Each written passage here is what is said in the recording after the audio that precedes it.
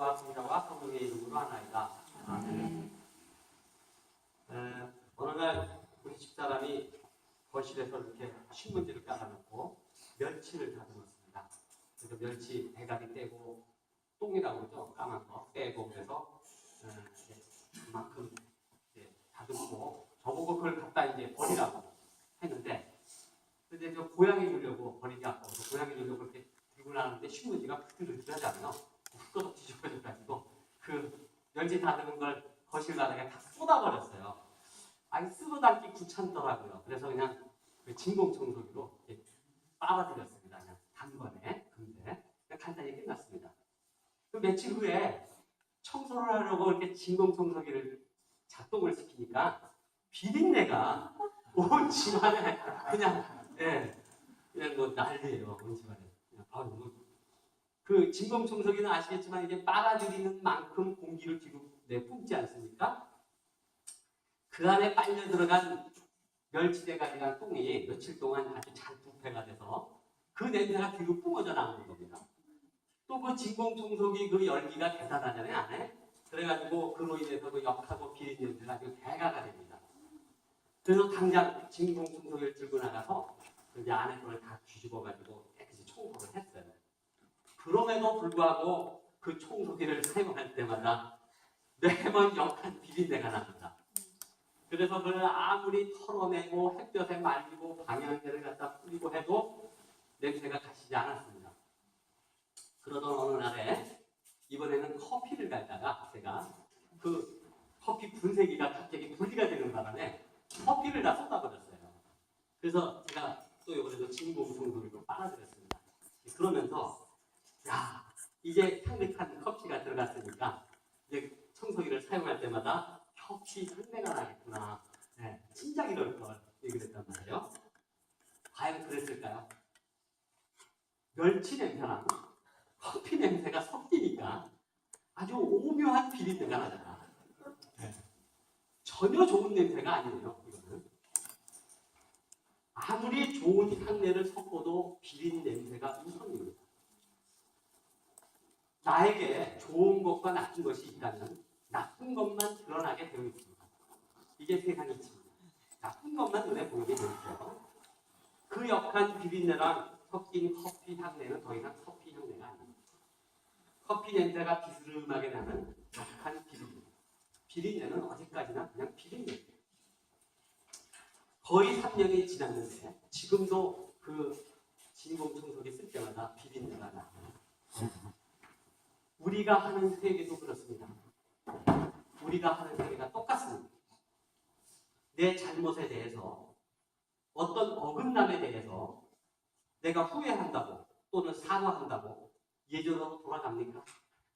그랬으면 얼마나 좋겠어요.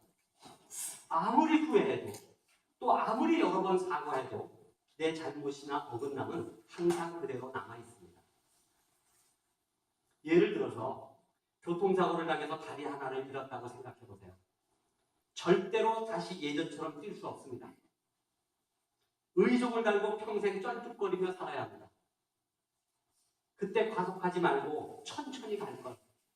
아무리 100번을 후회한들 그 잃은 다리 다시 생겨날 일이 없습니다. 어떻게든 한쪽 다리로 씩씩하게 살아가야만 합니다. 또 예를 들어서 바람을 피다 딱 걸렸어요. 망신살이 뻗쳤죠. 배우자와 가족에게 지울 수 없는 상처를 주었습니다. 아무리 용서를 구하면 예전처럼 돌아갈 수 없습니다. 평생을 잘못을 뉘우치며 죄인으로 살아야 합니다. 거기서부터 새롭게 시작하는 겁니다. 하나만 더 할까요? 빚보증 쓰다가 집을 날렸어요. 절대 복구 안 됩니다. 새빵부터 다시 시작해야 돼요. 옛날 생각하면 절대 못 삽니다. 누가 잘못했나? 왜 그랬나? 따지고 덤비는 순간 분쟁만 일어나고요. 분하고 억울해서 못 삽니다. 회개란, 우리가 하는 회개란 원상복구가 아니라 그 바닥에서부터 다시 새롭게 시작하는 겁니다. 오늘이 대림이 주일이에요. 오늘의 주제는 회개입니다. 오늘 복음에서 요한은 주님보다 먼저 와서 광야에서 회개하라고 외칩니다. 일종의 주님이 오시는 것에 대한 예고편이죠. 회개를 회심이라고도 하죠. 바른 길로 다시 돌아옴을 말합니다. 예수님께서 행하신 첫 번째 설교도 때가 차서 하느님 나라가 다가왔습니다. 여러분은 회개하고 복음을 믿으시오 라고 말을 합니다. 이건 모든 복음서에 나와 있는 공통된 내용입니다. 또 사도행전에 나오는 사도들의 첫 설교의 주제 역시 회개였습니다. 사도행전 2장 38절을 보면 베드로가 말하길 저마다 회개하고 예수 그리스도의 이름으로 세례를 받아 죄의 용서를 받으시오. 그러면 성령을 선물로 받게 될 것입니다. 라고 설교를 합니다. 회개는 우리 그리스도교 신자들에게 요구되는 근본 자세며 또 한국 불변의 기본 자세입니다. 신자가 가장 먼저 해야 할 일은 바로 회개입니다. 그 회개의 방법 중에 하나가 바로 죄의 고백입니다. 그래서 우리도 오늘 감사성찬의 첫 머리에 죄의 고백을 하면서 미사를 시작하지 않았습니까? 어떠한 변명을 먼저 하는 것도 아니고요. 요구를 먼저 하는 것도 아니고 자기 위안을 하는 것도 아닙니다. 그저 내 자신의 힘으로는 이 죄에서 빠져나올 수 없다는 사실을 고백하는 것으로 시작합니다. 하느님의 도우심이 성령의 오심이 필요하다고 고백합니다. 이는 마치 항복 선언과 같습니다. 나 자신을 무장해제하고 주님 앞에서 완전 항복 선언하는 것과 같습니다. 저는 주님 앞에 죄인입니다. 저의 죄를 주님 앞에 이렇게 다 꺼내놓으니까 저를 불쌍히 여기시어 그 죄를 용서하여 주십시오. 그런데 그 죄란 것은 누차 말씀드리지만 도둑질과 같은 이 세상적 죄를 얘기하는 것이 아니라 하느님이 지으신 대로 살지 못하는 우리 인간의 죄성을 말합니다. 내가 고통의 수렁 속에 빠져 있는 것, 그게 하느님께 지은 죄입니다. 괴로움, 자만, 시기하는 마음, 미움, 쾌락 이런 것에서 허우적거리는 것, 그게 바로 죄입니다. 나의 삶을 피폐하게 만드는 모든 것, 우리 인간의 나약함, 게으름, 무지 등으로 나타나는 모든 것이 바로 우리의 죄입니다. 그 죄를 예수님께 꺼내놓는 것이 바로 회개입니다. 내가 그것을 없앨 수 없으니까 예수님께서 그 죄를 대신 없애달라고 청구하는 겁니다. 그래서 예수님이 우리의 죄를 용서해 주셨습니다. 그게 이제 좀 이따가 우리 감사 성찬제 할 때 가장 장엄한 순간 성찬 기도 때 이게 나타나죠. 예수님께서 잡혀가서 십자가에 못 박혀 죽기 전날밤 제자들과 함께 식사를 하며 포도주 잔을 들고 이렇게 건배를 하면서 이것은 모든 사람의 죄를 용서해 주기 위해 내가 흘리는 새로운 계약의 피다. 예수님이 우리들의 죄를 용서해 주기 위해서 대신 죽겠다는 소리죠. 또 예수님께서 가르쳐 주신 주기도문을 보면 세 가지만 청하라 했습니다. 첫 번째가 오늘 우리에게 필요한 양식을 청하는 것이고, 두 번째가 유혹에 맞서 싸울 수 있는 도덕적인 힘을 청하는 것이고, 그리고 마지막 세 번째가 죄의 용서를 청하는 것입니다. 예수님에게 있어서 죄의 용서는 이처럼 대단히 중요한 사역이었습니다. 사실 죄의 용서가 곧 구원입니다. 여기서 말하는 구원은 오늘 우리 대림절을 맞아서 나 자신을 성찰하며 기도하는 중에 구원이라는 것은 오늘날 주장하는 가난이라든가 빈곤으로부터의 해방과 같은 경제적 구원이라든가 또는 차별, 불평등으로 인한 그런 어떤 차별을 극복하는 것, 이런 사회적 구원이라든가 또는 억압이나 전쟁을 반대하는 것과 같은 정치적 구원이라기보다는 인간의 더 근원적이고 근본적인 죄로부터의 구원을 말합니다.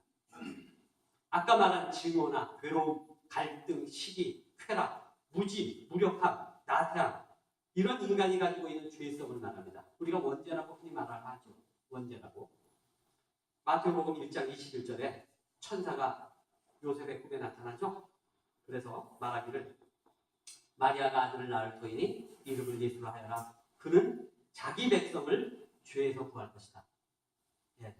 또 로마서 5장 8절에 바울로가 말하기를 그리스도께서는 죄 많은 우리 인간을 위해서 죽으셨다. 또 디모데후전서 1장 15절에도 바울로가 말하기를 그리스도 예수께서 죄인을 구원하시려고 이 세상에 오셨다는 말은 틀림없습니다. 라고 말을 합니다. 또 우리가 사랑의 책이라고 말하는 요한일서 4장 10절에도 나와요. 하느님께서는 당신의 아들을 보내셔서 우리의 죄를 용서해 주시려고 제물로 삼으셨다. 이렇듯 예수님에게는 우리들의 육체적 건강이나 물질적 풍요보다도 죄를 용서해 주는 것이 훨씬 중요한 일이었습니다. 마태복음 9장을 보면 여러분 다 아시다시피 예수가 중풍병자를 이렇게 세우시죠. 그때도 예수께서 뭐라고 말씀하셨느냐면 안심하여라 내가 죄를 용서받았다. 예, 이렇듯 중풍병자를 일으켜 세운 것은 방편이었고 더 값진 은총은 바로 죄의 용서였습니다. 너 이제부터 쫄지 말고 당당하게 그리고 행복하게 살아라 이 말이죠. 이러한 우리의 어쩔 수 없는 그 죄성을 깨닫고 그것을 고백하고 회개하고 용서해달라고 청원하는 주일이 바로 오늘 대변의 주일입니다. 우리가 회개라고 그러면 그 죄 때문에 자신을 미워하고 슬퍼하는 것이라고 생각할 수 있습니다. 회개는 헬라어로 메타노이아라고 합니다. 그 본래의 말뜻은 마음과 정신의 전적인 변화를 의미합니다. 예전으로 돌아가는 것을 말하는 것이 아니라 변화를 말하는 겁니다.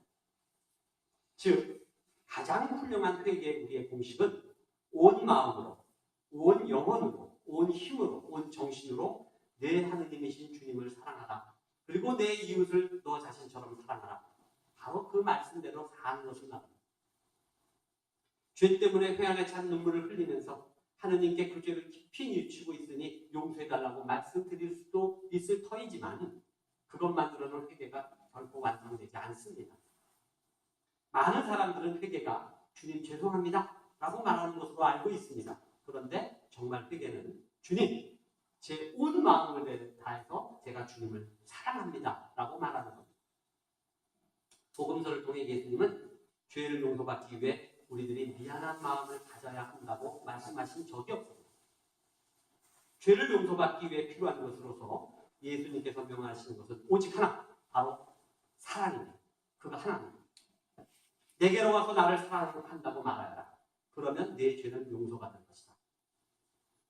막달라 마리아도 자기 죄를 애통해하며 그 눈물 때문에 흘리는 그 눈물 때문에 용서받는 것이 아니라 사랑이 많았기 때문에 용서를 받았습니다. 사도 베드로도 3번씩이나 예수를 부인하고 죄책감에 쌓여있을 때 부활하신 예수님이 나타나서 그를 책망한 것이 아니라 오직 하나 그의 사랑을 확인했을 뿐이었습니다. 요한의 아들 시몬아 너는 나를 사랑하느냐? 네, 사랑합니다. 요한의 아들 시몬아 너는 다른 이들보다 더 나를 사랑하느냐? 네, 주님. 제가 주님을 사랑하는 줄 주님께서는 이미 알고 계십니다. 이렇게 사랑한다고 고백하는 것을 죄를 용서해달라고 청원하는 것보다 주님께서는 더 원하십니다. 그게 회개입니다. 이 세상의 모든 어머니가 자기 아들이 못된 짓을 한다 할지라도 그 아들에 대한 사랑은 저버리지 않죠. 먼저 네 죄를 반성하고 용서를 빌어. 그럼 내가 너를 사랑할게. 이거 아니잖아요. 그죠? 나는 네가 못된 짓을 해서 가슴이 아프다. 하지만 그래도 너는 내 아들이고 나는 그런 너를 깊이 깊이 사랑한다. 이게 바로 하느님의 마음입니다. 그 하느님의 마음에 사랑으로 응답하는 것이 회개입니다. 우리의 주님이신 하느님이, 예수님이 이렇게 우리를 사랑한다는 것을 깨닫고 하느님 사랑, 이웃 사랑으로 하느님께 한 발 더 앞으로 나아가는 것. 이게 바로 오늘 대변 주일의 주제인 회개입니다. 여러분, 주님을 더욱 사랑하심으로 회개하는, 또 이웃을 사랑함으로 회개하는, 또 내 옆에 앉아있는 사람을 사랑으로 회개하는, 나아가서 이 못난 나 자신을 그대로 인정하고 사랑함으로 회개하는 그런 한 주간이 되시기를 주님의 이름으로 기원합니다. 성도와 성자와 성도의 이름으로 하옵나이다.